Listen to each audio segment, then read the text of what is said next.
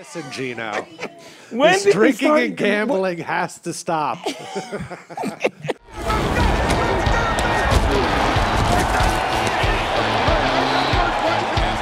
action fakes it for passing zone. Yes, touchdown.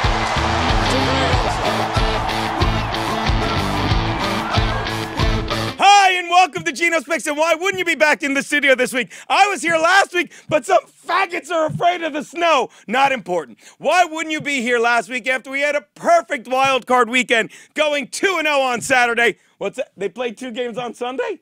They did? Ooh. 2-2 over the weekend, 52-42 for the season, 55%, not bad. You're up $13. Why not waste it on the divisional round? So let's get to these picks.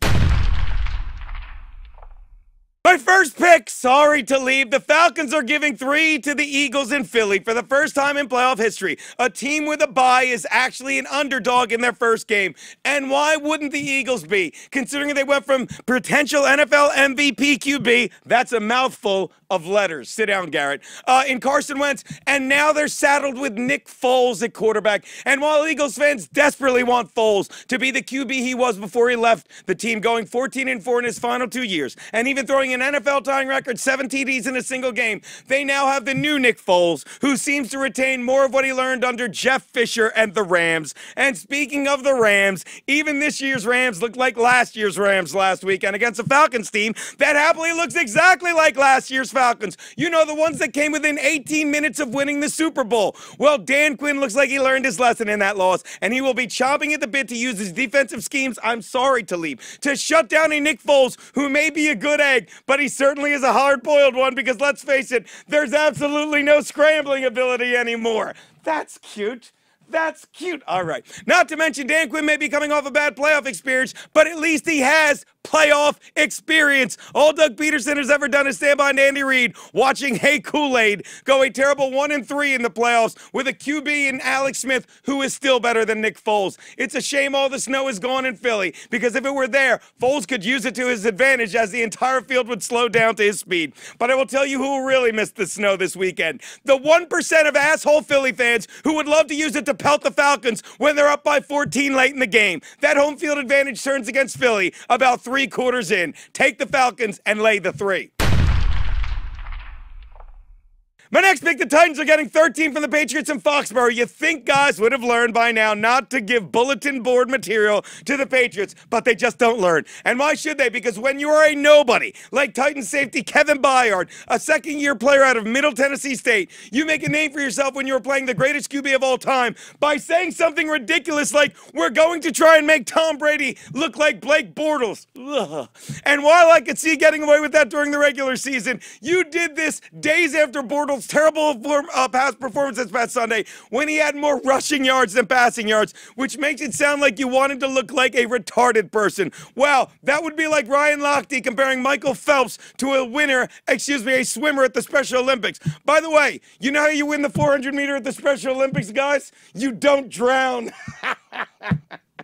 Unfortunately, Bortles isn't even worthy of that comparison, because just like the late fourth place finisher, Bortles is in way over his head this weekend. By the way, I think the swimmer's name was Mongo McFlipper. What?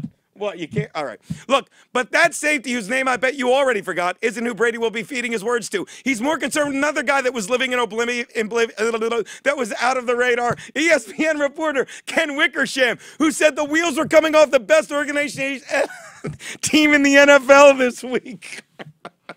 Jesus, after 18 years of running this smoothly, that shouldn't surprise you. If tomorrow the wheels literally came off your 2001 Ford Escort, you would say, what fucking took so long? And then you know what you would do? You would reattach the wheels and drive the thing home like it deserves, which is what the Pats will do this season. But to do that, they will precisely do what they did last time they were looking at an upcoming game against the Steelers, coast to a finish, which is why the Titans backdoor, sit down, Garrett, this baby. Take Tennessee in the 13.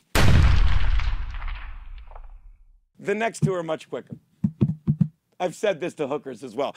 The Steelers are giving a TD to the Jags. Oh, wow. Did you see Blake Bortles this past Sunday against the Bills? I mean, the guy had more rushing yards, 88, than he did passing yards, 87, because at this point, the country looks at him like they do Bitcoin. What the hell has this guy ever done to earn this much confidence? And just like Bitcoin, if you're dropping hard-earned money on him, you just don't pay attention to real numbers, because for as incredible of a turnaround as we've seen in Jacksonville, Bortles' numbers haven't changed at all, with the exception of interceptions. And it's easy to throw half as many picks when you throw half as many passes. Geez, at one point in the preseason, Marone said if he had his way, they would run the ball every play. At another point, the final week of preseason, he still hadn't committed to Bortles as the starter. And you think the Steelers won't steal a page from the Bills' playbook and take away Leonard Fournette this weekend, which is why Marone will also take a page out of a smart coach's playbook from last weekend. Nick Saban's when he benches his starting QB at halftime. Problem is, he doesn't have a talented Hawaiian lefty on the bench. He has so much less in Matt Moore. Take the Steelers in the ugliest game of the weekend.